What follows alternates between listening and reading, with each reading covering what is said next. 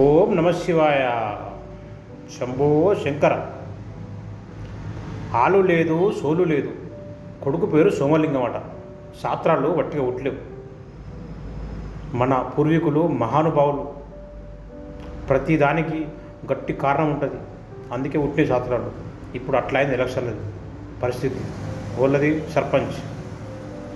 OC లేదు, BC లేదు, general లేదు, ఏమీ లేదు. అసలు డిక్లరేషన్ లేదు. కానీ లీడర్లు మాత్రం తద్దినక చాలు చేసారు. ఫుల్ ఖర్చు పెడుతున్నారు.